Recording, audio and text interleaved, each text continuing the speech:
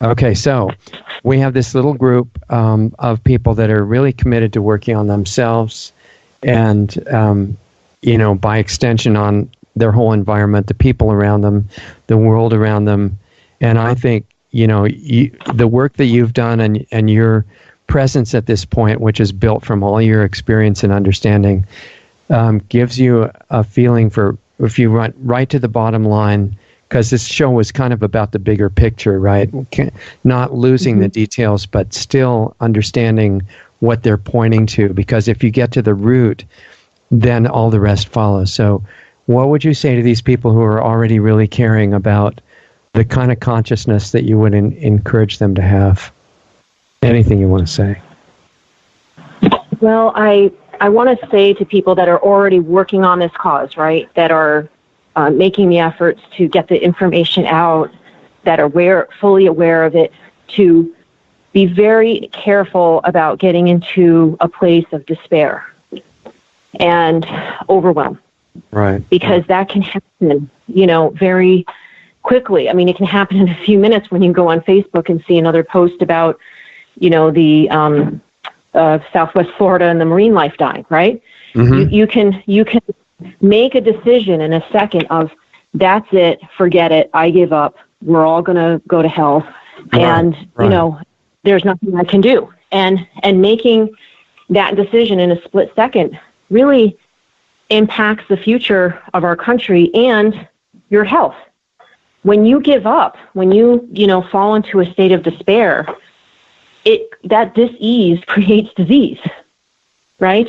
Right. So I want to ask everybody to be really responsible for taking care of yourself and for finding a way to generate hope, not looking for hope someday out there. There's Anna Lupe, who's a very good writer. She said at the Natural Products Expo West that she doesn't look at like hope as this outside thing that somebody else is going to do something, something's going to happen. I have hope. Hope can be very almost a passive word in a way. Like I hope something will happen. Like I'm not going to do anything about it, but I hope it will. Right. So she doesn't look at hope in that way anymore. She looks at it as she generates hope. So when she takes an action every day, and she writes an article or does research or speaks at a conference, she is hopeful because of the outcome of the action. She's hopeful because of the people that she meets and, all of these people that are taking action. So I would urge you all to keep it in check. Check in with yourself. Wait a second. Am I getting overwhelmed? Am I getting really angry every time I go on Facebook? Am I getting really angry every time I read my emails with all this bad news? I'm not saying don't read the news. We have to keep up with what's going on. These chemical companies, are continuing to put out false studies and, they're taking action. So we have to keep up with it. But you check in, you look at your emotions, and you say, okay, I'm getting a little worked up about this. I'm going to do one or two things about this, and then I'm going to go garden. And then I'm going to go hug my dog. And I'm going to, get my feet in the soil, and I'm going to go do a sauna and do a detox. Or I'm going to work out at the gym. Right. If you're not taking care of yourself, we will, as a collective group, experience a burnout. And we cannot do that. These chemical companies have, 20, 30, 50-year plans. Yeah. We've got to plan too. And that means we need to be self-sustaining and we need to take care of ourselves. So I really would urge everybody to check in. If you're sick, if you're tired, if you're run down, if you feel burnt out, now is the time for self-care. Yeah. And it doesn't mean completely check out, because we still need you in the game, right? But we need you to have that balance, just like your gut microbiome. We need you to have that balance in your day of times when you just meditate or you just sleep or you just eat good food and you're not constantly stressed out about the future. I need you to enjoy the present and the now. Right. So, that's a beautiful reminder, because this dichotomy that we're always sold on, that you're either selfish or selfless, and you should be totally overlooking your own benefit. The truth is that if you're 100% selfish in an enlightened kind of a way, you're of the most value to everybody. Do you agree with that? Yeah, we had that discussion in high school in my ethics class, and I forgot what it was called, but it was really about when you take the best action for yourself, you actually are taking the best action for everyone, right? Because like if you don't poison yourself, then you're not poisoning everybody, right? If you don't allow yourself to get obese or very sick or ill, if you take actions to prevent those, I know it's a big problem for some people. It's got a thyroid issue, but if you take actions to prevent health issues, then you're not increasing the healthcare costs for everybody. Somebody's got to pay for those health costs, right? And so my healthcare costs go up when somebody else has let themselves get to the state where they need constant surgeries, right? So I'm impacted by other people's health issues, and other people are impacted by your health issues. So if we do the things that are best for ourselves, yes, we do also impact the world in a beneficial way. If we truly come from what's good for us and not what's convenient for us. Some people confuse those. They say, "Oh, well, this is convenient for me, so I'm going to do this because I want to." What you want is different from what you need, and we need to distinguish that. Yeah. Yeah. So, and if you take the time to exercise or walk or do different kinds of things to build up your own physical fitness level, it's not just that you're saving people healthcare costs, but you're inspiring them when they see you, right? When they feel your energy, they could. Yes, that's true. You are an example. You are an example to others.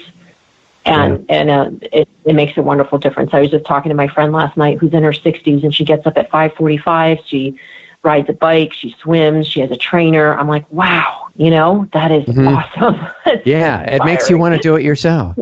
Absolutely. I did. I went to the gym, and I took a sauna, and I detoxed, and I felt so much better. I slept so much better because It's different. It's different than her just giving you 10 citations from the journals of what the benefits of exercise are. Right. She did not tell me to exercise. She only shared with me that she did and how good she felt about it. Yeah. So that there's a difference there. Yeah. Big difference. And that's a great thing for people who want to take action. Just share with other people the benefits that you've received from going GMO-free and organic. Just share with them how good you feel and the difference it's made and how you're gardening without toxic chemicals. And, because that's what people really want to know. They want to know the solutions. They want to know the benefits. They know the things Yeah. So how do you stay in a good frame of mind when you're on target and so all these people come out to destroy you and are really nasty? What do you do with that? So I've gotten to the point now where I try not to even read the information at all, not just to not give it any of my time. But there are a few times, like when I get an email from, Bobby Kennedy or some other lawyers where they're like, Zen, this is really damaging. What are you going to do about this? Right. Or you have to do this or whatever, where I do read it and I just take note. I'm also fully aware that some of these people might want to bait me into a lawsuit in order to suck up my time and energy, and that's not how I want to spend my time and energy. I really don't. I mean, I want people to be held accountable, but I also know that the people who know me and know the work that I've done, when they read things about me that are slanderous, they know it's not true. And they just know that this person's being ridiculous. And it's a waste of time and energy and money, So I just keep doing what I'm doing. And if people question me, I just say, look at the results. Here's our website. Here's what we've accomplished. Right.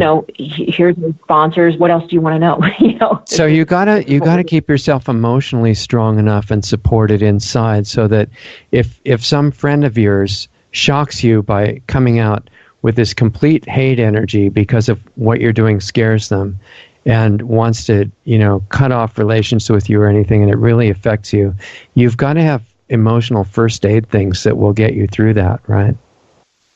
Yes, and that is getting present again to my commitment, which is health and freedom. So I don't allow fear to interfere with my commitment. I don't allow it. I take actions based on that future that I am creating, and I go for it. I mean, going to the Monsanto shareholder meeting and speaking to Hugh Grant, that was terrifying. I mean, they knew who I was. I mean, people have been reported, and Sophia Attica in South America was beaten multiple times for opposing the Monsanto. plant being built there. People have disappeared. There are activists that have disappeared. It's a terrifying prospect, but you can't let that stop you. You've got to keep going. You can't not take action based on the fact that somebody might or might not do something. That has no relevance at all based on my commitment. If you're creating health and freedom in the world, or love and prosperity, or compassion, whatever it is, you just take actions every day to fulfill on that. Mm-hmm. And then you just keep going. Don't let fear or people's negative attitudes stop you. Right. The best way to combat a negative attitude, by the way, is to find something to acknowledge them for. And I don't mean in a cheesy way. I mean really. Yeah. In a real way, honest. Say to them, wow, in an honest way, I really admire, or I really acknowledge your commitment to, your garden. It's beautiful. It's really hard to fight with somebody who's being positive like that. It makes them stop and think. Well, and you're bridging, you're acknowledging something in them. Most people want to be acknowledged or admired or, respected. And if you can find a way to do that, and you got to dig deep sometimes, but if you can find a way to do that, you create a bridge, and then you can have a conversation and you can start a dialogue. Before that, if you're just insulting them, there's no bridge, there's just a wall. Right, exactly. Okay, well, I probably kept you as long as possible before your next appointment, but I really appreciate it. We want to support you, and I hope that at some point, if you feel like it, you'll come back and do an update show. Oh, absolutely. And again, I really apologize for the technical difficulties this morning. I appreciate everybody who hung in there and waited and, was, giving very generous of your time. And thank you, Richard, and to your production team. I really appreciate your flexibility. Thank you so much. Yeah, it worked out great. So good luck with the rest of the day. Thank you, everybody. Thank you. Okay. Talk to you in a while. Bye-bye. Thank you.